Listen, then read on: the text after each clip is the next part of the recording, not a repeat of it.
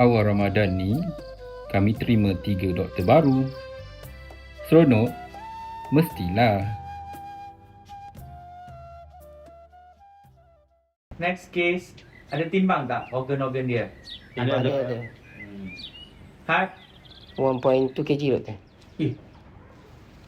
right lung, 900 gram ada. left lung. 1.5 gram ada. Betul ke korang ni timbang? Liver? Liver? Tak timbang? Tak timbang? Kidney? Spleen? Tak timbang? Apalah nak jadi? Tapi korang tengoklah sendiri. Doktor dah berjahit dah. Belum jahit lagi ni. Apa nak jadi? Ini Dr. Hafifi, terpaling suspicious.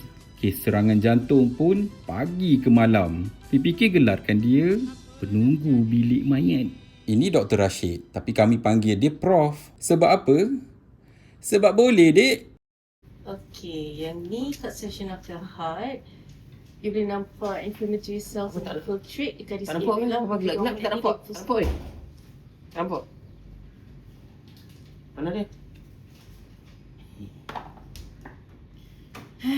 Apa nak jadi?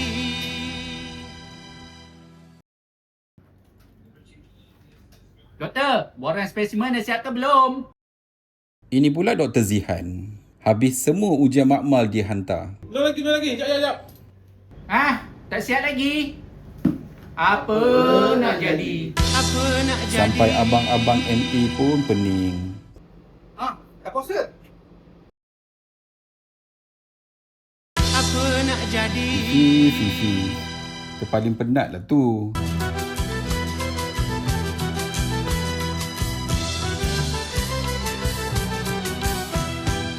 Apa nak jadi? Melepaslah sudah. Inilah kisah mereka bertiga.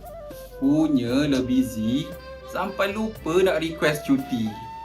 Apalah nak jadi. Tapi kami tak lupakan mereka yang on call. Betul kan Ashru? Toh, saya tak kisah. Kita cuti je, Sofi. Kita kurang lambat apply cuti. Ya, orang. Tak apalah.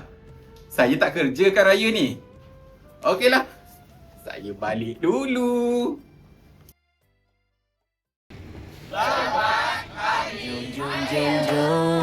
Raya dengan saya sudah lama tak berjumpa.